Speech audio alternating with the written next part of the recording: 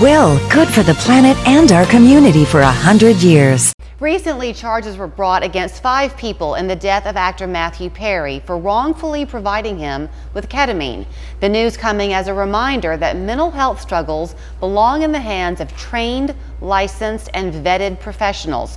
Charles Miller is a regular guest here on 3+U. As you know, he has Scenic City Neurotherapy, and yes, they do use ketamine to help their patients, but we had this conversation once before about the dangers of people not coming to someone trained as you are, but getting it essentially kind of off the street. So good to see you. Yeah, I'm glad to be here. I'm glad we got to talk about this. Yeah, so self-administration of any anesthetic is always a bad idea. And when we say it like that, people are like, well, obviously, yeah, we shouldn't give ourselves anesthesia. Bad things can happen.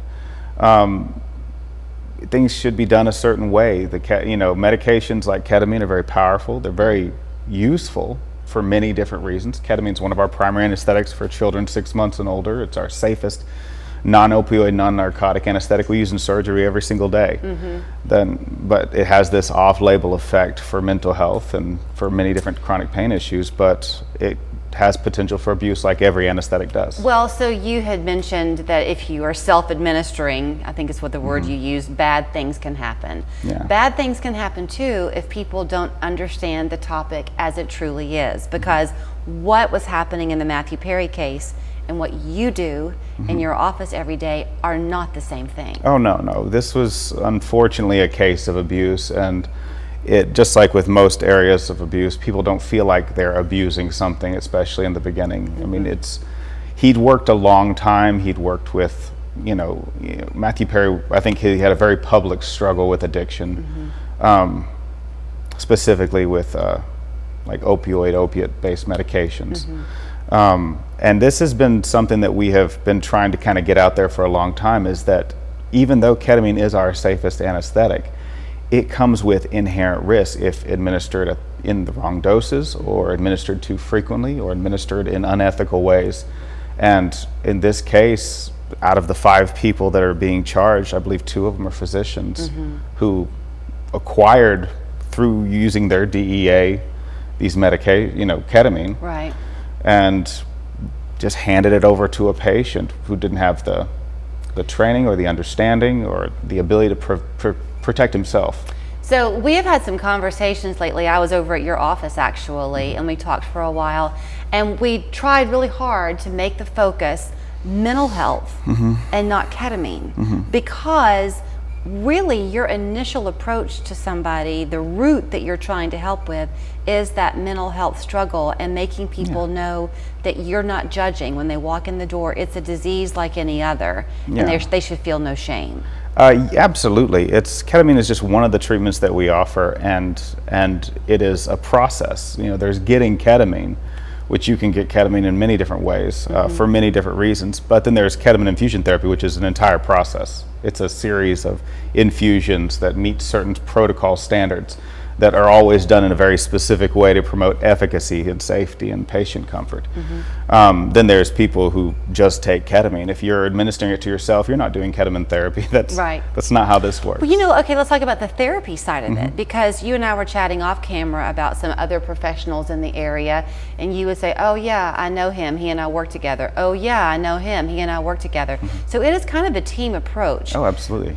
So if you come to you, and let's say that you've been struggling with PTSD, and maybe you don't really have anyone in your corner, you will help them find a mental health provider, so that while they're seeing you for one side of the therapy, somebody else is helping them on the other side. We're just helping the brain wake back up to where it can feel everything correctly, to where we can return the brain back to what's happening in the moment, instead of the brain being attached to something that happened a long time ago.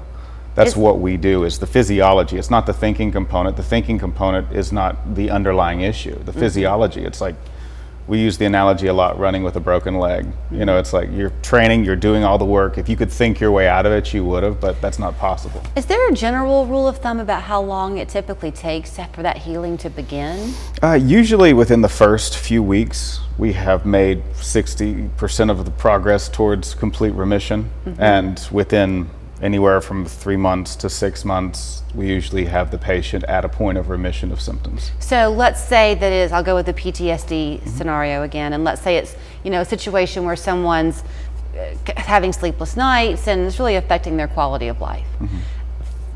Basically, they could come to you, and at the end of a 6-month period of time, give or take, and working hand in hand with another mental health provider, those sleepless nights would be pretty much over? Think of it like, it depends. Yeah. There's other variables that go into that, but making sure that we have done everything we can to address the physiology in the brain, to where the brain can adapt, take in and retain information, because that's an unconscious piece of our brain. We don't choose to feel bad, we don't choose to feel good. They're reflexes, like that's what emotions are. It's like, I see. And what we do helps them to feel correctly, and then what they do with psychotherapy that follows is make sure that what they are doing in their day-to-day life promotes the good mental health they want to feel. So at the end of that 6-month time frame, understanding each case is its own, I'm not trying to pin you to the wall on that one, but does that mean then that they're kind of good to go, or do you ever have to come back and kind of do a follow-up? People come back periodically. I would say it's maybe about 50% of patients will come back at different points. Different life struggles come up, different bumps in the road happen. As we go through our. But life. Not always for that same 6 months, because they're stronger. Oh no, it's usually just a single booster, and then off Okay. they go again. Because what we do doesn't go away quickly.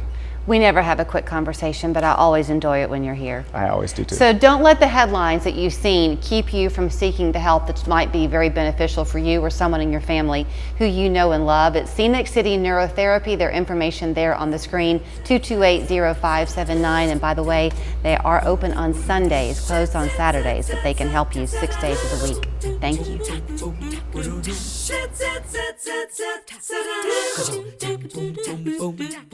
Flat.